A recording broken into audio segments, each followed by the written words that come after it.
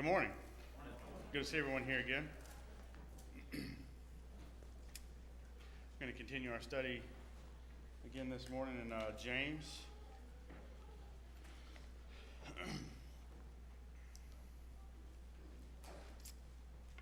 If you would like to turn, though, to Proverbs, we're going to start by reading a few verses in Proverbs. Proverbs chapter 3. We're going to read verses 13 through 18.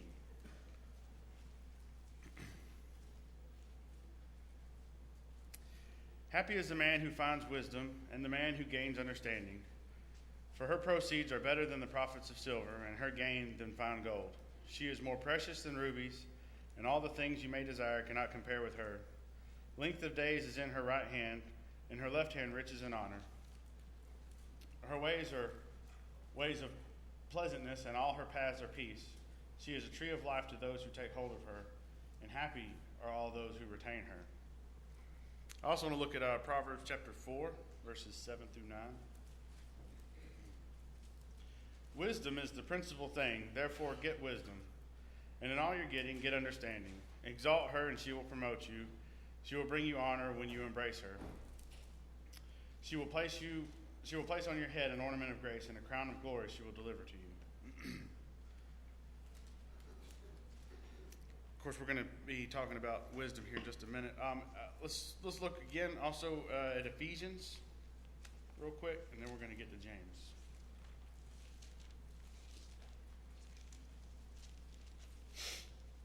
Ephesians chapter 5, verses 15 through 17. See then that you walk circumspectly, not as fools, but as wise, redeeming the time, because the days are evil. Therefore do not be unwise, but understanding that what the will of the Lord is. So we have the Proverbs writer here telling us to seek after wisdom, and we have Paul telling us to walk with wisdom. Let's see what James has to say about wisdom. James chapter 3, let's start in verse 13. Who is wise and understanding among you? Let him show by good conduct that his works are done in the meekness of wisdom.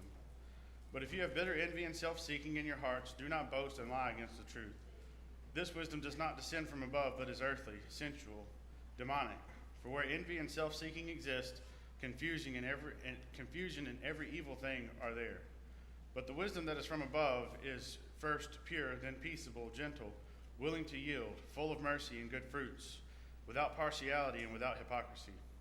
Now the fruit of righteousness is sown in peace by those who make peace.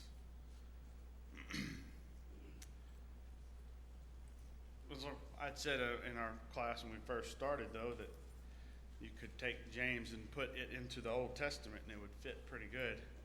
Of course, a lot of the stuff that he says, to me, reading what the Proverbs writer had to say regarding wisdom and then what James is saying, they're very similar. It's very interesting. James here is discussing two kinds of wisdom. We have earthly wisdom or demonic wisdom and heavenly wisdom. Earthly wisdom or demonic wisdom is not from above. It's not from God. It's, I guess the wisdom of man. You could say, well, this is what I kind of feel or I think is right, or, things that you learn here, I guess. It is sensual, meaning that it's appealing to the senses, to the emotions, to the passions. Like I said, just because it, something maybe feel like it's the right thing, or you maybe think that it's the smart thing to do because it feels right, doesn't mean that it's right. Earthly wisdom is, I guess, a wisdom that the demons would possess, or the devil and his angels. It would be that kind of wisdom. James here calls it demonic. In contrast to that, we have heavenly wisdom. It does come from God. James chapter 1, verse 17. Every good gift and every perfect gift is from above and comes down from the Father of lights, with whom there is no variation or shadow of turning. And it comes from prayer, same chapter, verses 5 through 8 in chapter 1. If any of you lacks wisdom, let him ask of God, who gives to all liberally and without reproach, and it will be given to him. Let him ask in faith with no doubting, for he who doubts is like a wave of the sea, driven and tossed by the wind. For let not that man suppose that he will receive anything from the Lord. He is a double-minded man, unstable in all his ways. So we've already gone over chapter 1, but all of it ties together, and it's a kind of a recurring theme too. Another recurring theme would be asking God or praying to God, and asking for things. So we have two different kinds of wisdom here that James is discussing. Of course, I believe he's telling us here the two different kinds and what they're related to help us so that we will be able to choose the right kind of wisdom that we need. That's chapter 3. Anybody have anything? I think it's worth noting that he says the fruit of righteousness is sown in peace by those who make peace. Peace doesn't just happen. It has to be worked at. It has to be something that we all strive for. And the only way we can achieve it, of course, is to have the wisdom that only God can grant us. I think those are simple observations, but they're worthy of note. Thank you. That kind of is, I guess, where we're kind of starting to go into in chapter 4 as well, kind of a lead in there from chapter 3. Let's read the first few verses in chapter 4. Where do wars and fights come from among you? Do they not come from your desires for pleasure that war in your members? You lust and you do not have. You murder and covet and cannot obtain. You fight and war, yet you do not have because you do not ask. You ask and you do not receive because you ask amiss, that you may spend it on your pleasures. Adulterers and adulteresses, do you not know that friendship with the world is enmity with God? Whoever therefore wants to be a friend of the world makes himself an enemy of God. Or do you think that the scripture says in vain, the Spirit who dwells in us yearns jealously? But he gives more grace, therefore. He says, God resists the proud, but gives grace to the humble. We're going to stop right there for just a minute. So, of course, the point you were just making about having to work at to have peace or to be at peace is not something that just happens. We have to actually work at it. Well, he kind of goes right into where do wars come from and fighting and everything. They go together very well.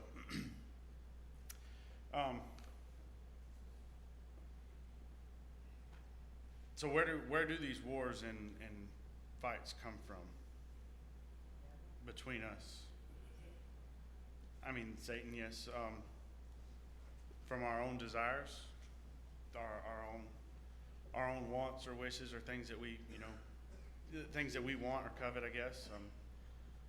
So James says here that it's it kind of comes from inside of us. Like it's a recurring theme through all of James. I think it's of course something I've learning the more you read it and the more you study James is he really is throughout the whole book so far, and he can continue into dealing with matters of the heart.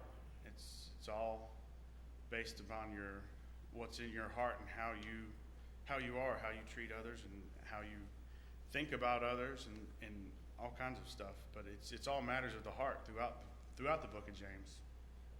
But that's where he says wars come from. Verse 2 and 3, you lust and do not have, you murder and covet and cannot obtain, you fight and war, yet you do not have because you do not ask. You ask and you do not receive because you ask amiss that you may spend it on your pleasures. Does anybody have any ideas about what he may be thinking here, what he's saying here in verses 2 through 3? When he's talking about asking, what are we talking about here?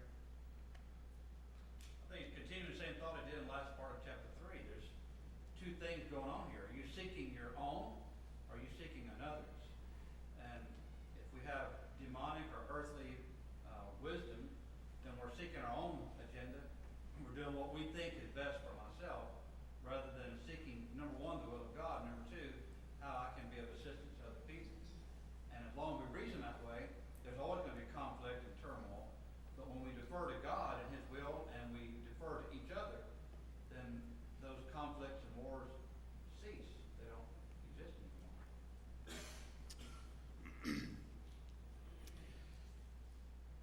Yes, thank you. And of course, I mean, I guess I take from this too, though, along with that, going back to prayer and asking God for things. Verse 3 says, "You ask and do not receive because you ask amiss." I mean, he said that he will grant to those who grant wisdom to those who ask. Well, when we pray to God and we ask for things, I guess we have to ask for things for the right reasons, and we have to ask for the right things, I suppose. I mean, it's back to the desires that we have and the things that we want. And if we're asking for things for our own pleasures or our own stuff, and it's not for, I guess, the good of anybody else, then, these are things that we're not going to be able to receive. So we can ask God a lot of stuff, but if we don't ask in the right way for the right things, then we're not going to get anything. Of course, like I said, it's all of it deals with it being in the matter of a heart. I mean, is where our hearts are. Verse 4, adulterers and adulteresses, do you not know that friendship with the world is enmity with God? Whoever therefore wants to be a friend of the world makes himself an enemy of God. That's pretty strong language there, pretty powerful stuff. I mean, when you stop to think about being an enemy of God, that's pretty. I mean, that's pretty bad. What is he talking about when we're talking about being friends with the world? Wanting what the world has, especially those around us, maybe wanting the riches they have, or wanting to do the things they do that are sinful. Sometimes we see it and we think they're having fun, so we think, oh, well, maybe we should want that. Or we see things they have, and we think, why can't I have that? And if all we think about is what we want and what others have, then our whole thought process is not with God. It's with Satan. And it needs to be more of just being content with what God has given us, and to use our means to help others, and not at all being about me. Yes, ma'am. I think you're right on. I mean, of course, there's a lot of things you could say about being friends with the world, but like I said, like you were pointing out, though, too, still, I mean, it's all a matter of where you're coming from and why do you want certain things. Another way, I guess, we'd be friends with the world. I mean, the way I see it is, you could do certain things. Maybe you're trying to be a pretty good person, but you can't give up everything because you don't want to feel out of place with other people, people that we don't go to church with people that you work with or other friends, and so you do things you might not do in front of, everybody here. You might, go to the bar or something with somebody, or, whatever it is. You could do it. There's a lot of things, and I can't go through the whole list of, evil and bad things, but you do just a little bit, not much, just, kind of a little, so that you feel in place there, you can still come to church here, but, when it says, the way I see it here, what he's saying is that we're still trying to be friends with the world. Well, regardless of, if you're a little good, if you're still friends, then you're an enemy of God. Yes, sir. When we speak of James being such a practical book, and it is, and yet it's quite revealing regarding the Jewish elements in the church. Paul, in the first part of the book of Romans, talked about the hypocrisy of some Jewish Christians, or some Jewish people making out Christians, who came down hard upon the Gentile world for their adulterous and promiscuous way. You may be guilty of the same thing, he said. And here James seems to be not only adulterers and adulteresses are a problem, but also envy and strife in chapter 3 was also part of their makeup. Obviously, he would be addressing it if there wasn't a problem in the Jewish church. And that brings out a lot of thought when we think about it often. That New Testament apostle and writer had to deal with some of the same problems we deal with today in the church. Different time, but the same problems. Apparently just as bad as it is now. I mean, thank you. Thought, Adam, if you don't mind sharing a passage from Colossians. No, it's fine. He refers to them as adulterers and adulteresses, which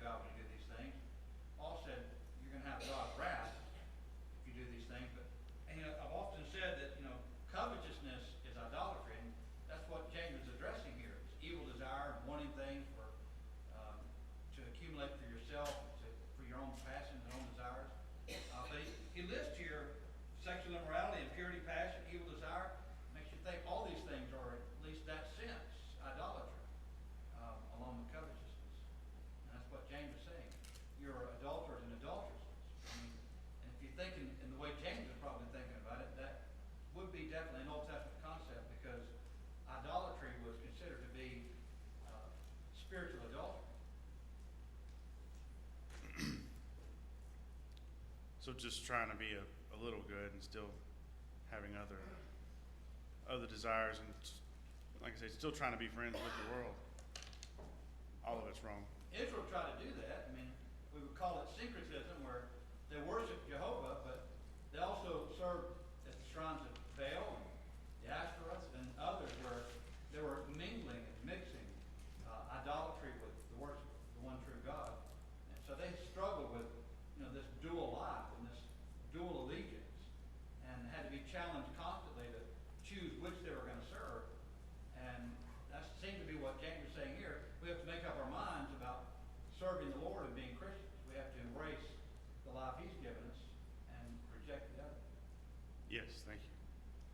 I mean, but and like I say, that was a problem they had, but it's definitely a problem that we still have today. I know a lot of any of us still can have those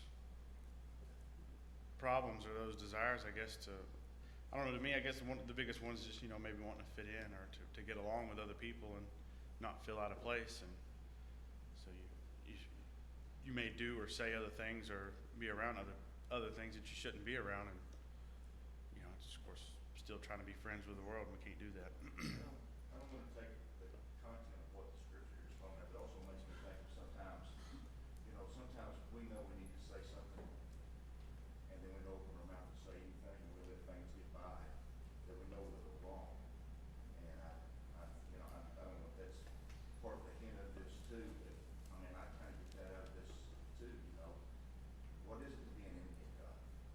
Is it doing these things? Yeah, that's part of it. But how much are we an enemy of God if we don't say anything to try to stop it? When we have the opportunity to do So we need to take advantage of all of our opportunities. Think about being an enemy of God. You think about the Egyptians and their chariots coming after the people of God. Or you might think of Sennacherib and, 150,000 woke up the next day dead. Well, looking through any of the Old Testament, anytime there's a lot of cases where God did those kinds of things. It's not somewhere you want to be. Not against God. Verse 7. Let's read the next few verses. Therefore, submit to God, resist the devil, and he will flee from you. Draw near to God, and he will draw near to you. Cleanse your hands, you sinners, and purify your hearts, you double-minded. Lament and mourn and weep. Let your laughter be turned to mourning and your joy to gloom. Humble yourselves in the sight of the Lord, and he will lift you up. I think here is where he's given us the answer to his question in verse 1 of chapter 4 here. He says, where do wars and fights come from among you? I think the answer to that, or to the answer to getting away from those things are to resist the devil, and he will flee from us.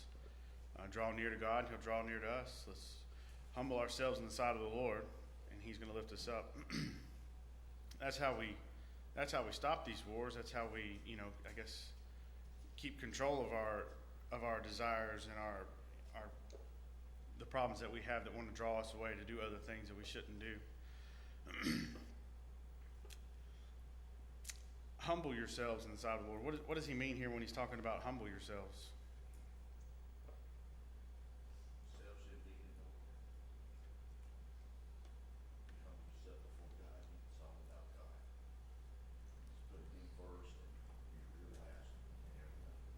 Keep God first. To get over our desires, to get over our things that we want, and to look, for the good and for what's gonna advance the kingdom is the way I see it. As we have to get past what we want and to do what we're supposed to do as Christians, so that way we can spread the word. Verse 11, do not speak evil of one another, brethren. He who speaks evil of a brother and judges his brother speaks evil of the law and judges the law. But if you judge the law, you are not a doer of the law, but a judge. There is one lawgiver who is able to save and destroy. Who are you to judge another?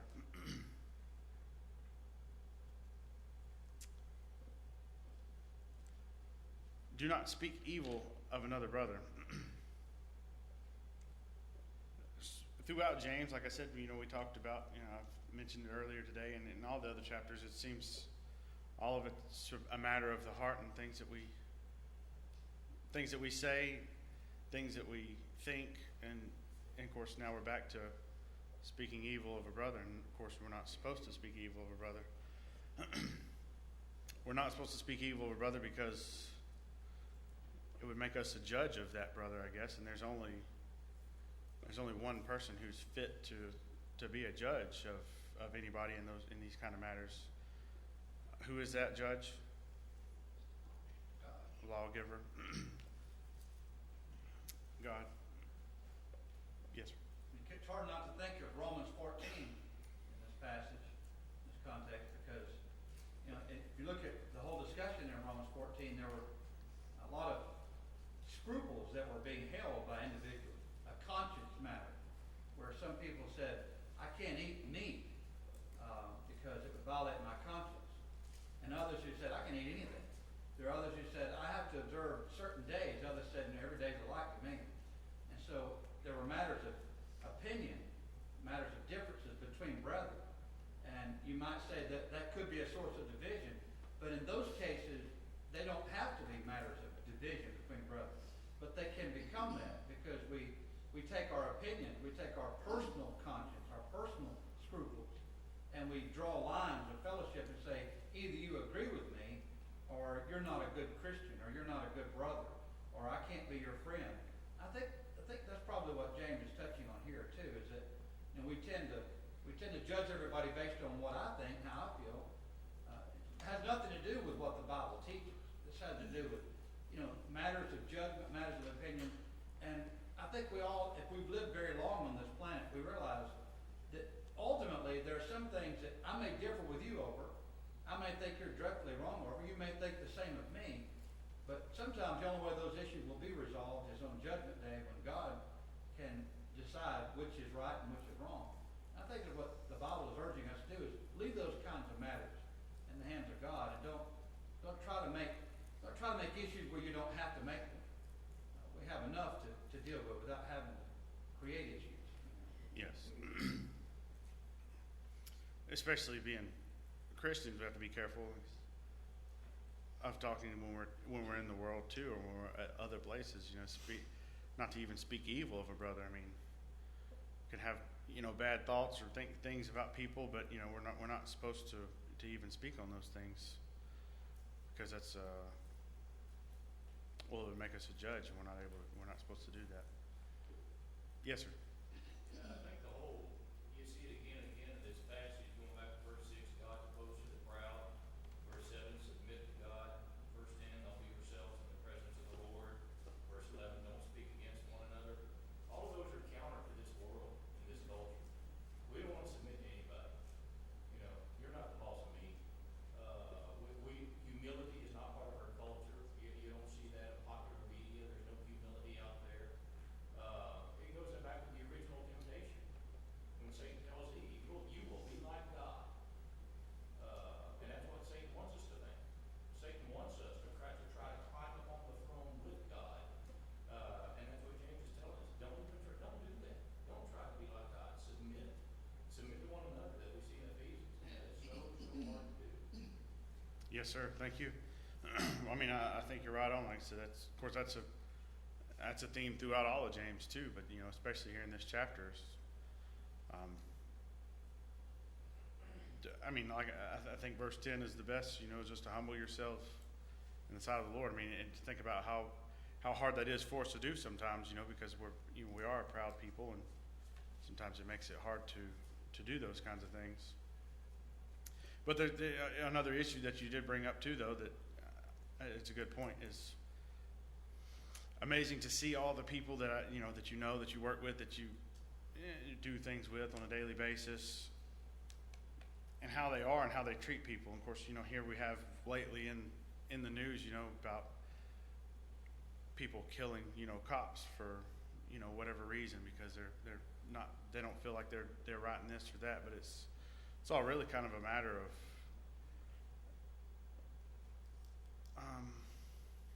authority and having a problem with authority, or not being able to humble ourselves. It's people don't like people in positions of power in those, kinds of cases, I guess. And so it's all really dealing with the matter of the heart and how you feel. And it's, of course, it's wrong. We're not supposed to have those kinds of attitudes. I mean, but as a prevalent, I guess, idea now in most of our society that we're not able to submit to God. I mean, so many people that I know is like, I don't know if I believe in God or not. I might believe in God. It's, nobody for them to humble themselves to, because they don't believe in God. They don't care. There's so many people that way, and it's just kind of a sad thing. Yes, sir. Well, I've said it many times before, but a lot of times what happens when we've taken God out of society, something has to take up that void, and it's called police. We have to put metal detectors in our schools. We have to schools developing their own police force because they care about the children, and so we have to have armed police in our schools. We care about our children if we teach them moral character, if we teach them God, and then we can take the police out of the schools, and you wouldn't have to have another detector. And that's what it's all boils down to. When the police are just humans, they fail. They see that, and then they say, well, who are you to tell me what to do? Because you're failing. We've got cops that are doing corrupt things too, and then the kids see that. They want to go and say, well, who are you, the authority, to come tell me what to do? And it's at a point of a gun. And so we can take police out of schools and put God back in them. That's all it boils down to. It's all a problem with authority, isn't it? I mean, regardless of who it is, if it's God or, the government, whoever it is, it's like I guess it's a mindset that we, like I said, that we have now or not necessarily us, but that the world has that, they don't care. There's nobody to answer to. It doesn't matter. So you just kind of do what you want because they don't have any respect for themselves or anybody else or any part of authority, whether it be God or police or anybody. But it's all a matter of, like I said, I keep saying it just because to me, it's a theme that runs through James. It's all a matter of the heart and where our hearts are and how we are and treat people. Let's continue on, verse 13. Come now, you who say, today or tomorrow we will go to such and such a city, spend a year there, buy and sell and make a profit. Whereas you do not know what will happen tomorrow, for what is your life? It is even a vapor that appears for a little time and then vanishes away. Instead, you ought to say, if the Lord wills, we shall live and do this or that. But now you boast in your arrogance. All such boasting is evil. Therefore, to him who knows to do good and does not do it, to him it is sin. Very interesting, section here. Of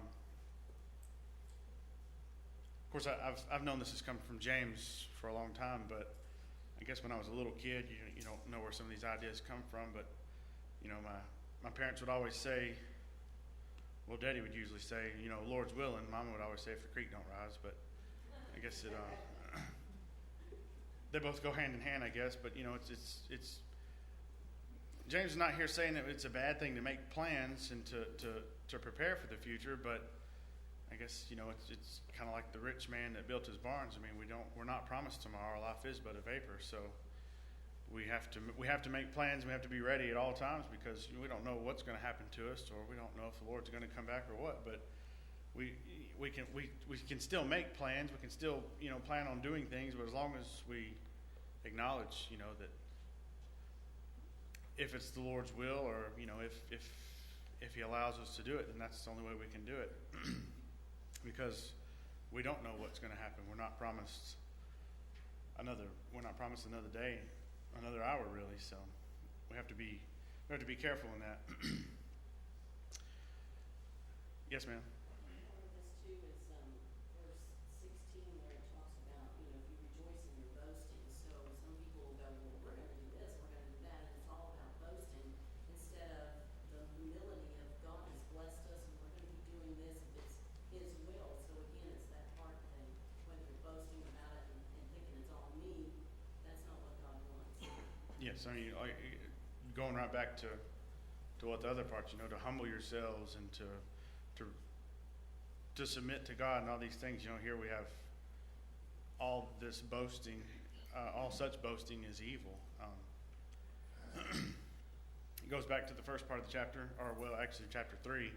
We're talking about two different kinds of wisdom, and you have demonic or earthly wisdom and heavenly wisdom. It's all of James ties together. It's very nice the way James has put all of his stuff together. Of course, James is one of my favorite books because I guess I can relate to him because I don't really talk a lot, and he packs a lot of information in there without like a whole lot of extra stuff. So it makes it really, you just read it. To me, it's just kind of like, okay, well, there it is. So that doesn't really talk about a whole lot of, I guess, filler material. There's not a lot of it in there. It's just he goes from different thing to different thing, but it all, like I said, all of it does tie together. You can go, chapter 1, 2, 3, 4, 5. They all have thoughts that go together within each other. But it's a very interesting book. But yes, it's all about a matter of a heart, and then where our heart is, and as long as we keep our eyes on the goal and to humble ourselves to God and to keep Him first. It's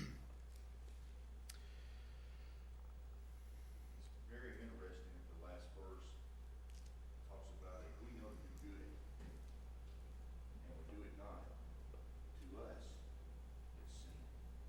Not just to God, to us, because we're the ones, our conscience should be on us enough that when we know to do good, it ought to eat us up, because we're known to do good and we don't take that time to do it. And of course, that's one thing this whole life does to us too. It doesn't allow us to have time for God. We got time for everything else, but when it comes time for God, that's the reason a lot of times, folks that can come back to church on maybe Sunday afternoon or Wednesday night, they don't come back because I just don't have time. And not saying that some of that could be, some of it might be legit, maybe for a job you may have or something, you may miss it once in a while, but to make that where you miss it all the time,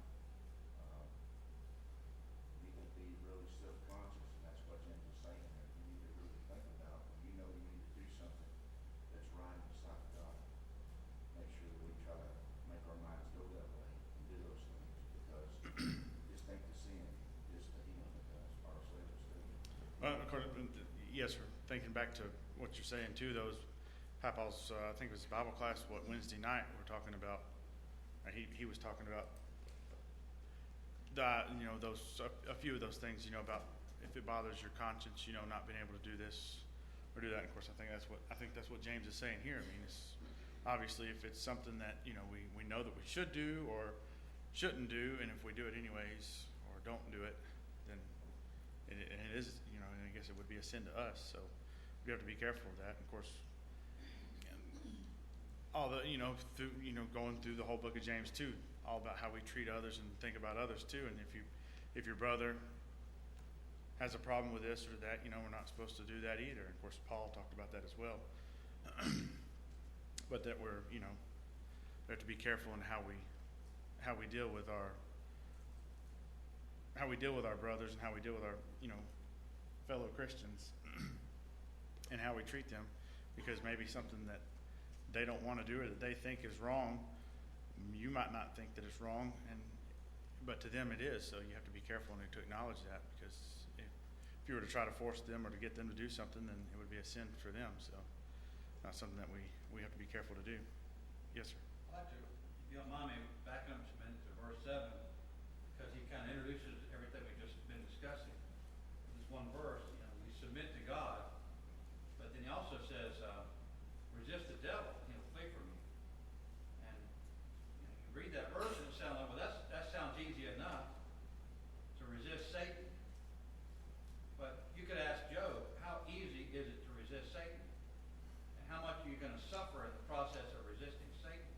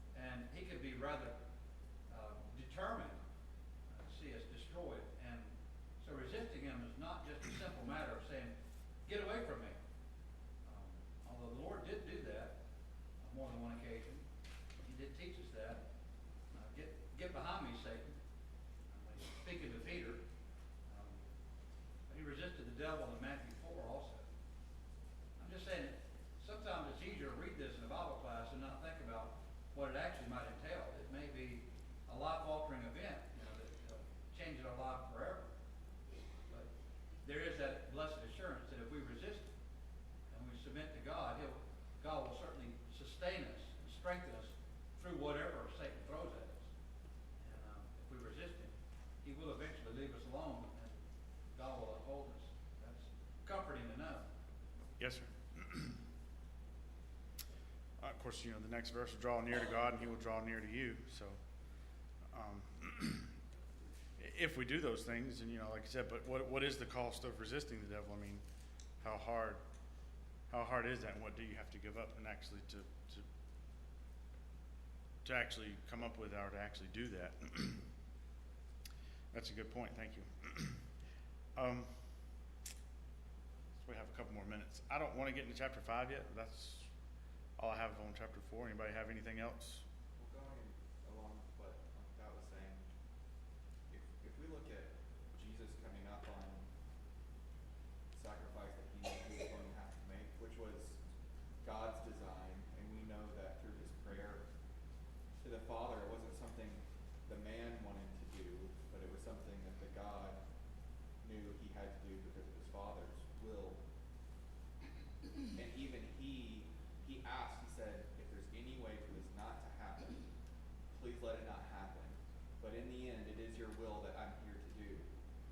And if our goal as Christians is to be Christ-like and to follow him, then in that moment where he didn't want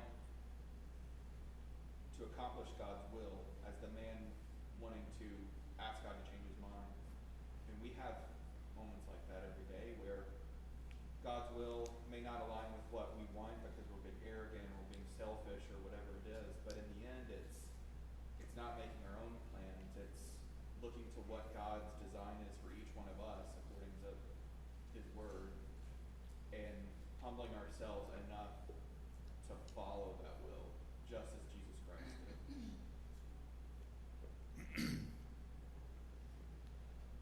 So as long as we pray the right way, I guess, for the right things, it may not be something that we want to do or to go through or to happen, but if it is the will of God, then, you know, then that's what we have to do. You know, that's what we have to ask for. I mean, like I said, Jesus said, you know, if you can let this pass from me, but, you know, obviously it's your will, not mine. So, of course, James has gone, and every, you know, throughout the book of James, talking about when we're asking God for things and how we do it, as long as we do it in the right way. Thank you. That's all for today. And next week we will finish the book of James. Thank you.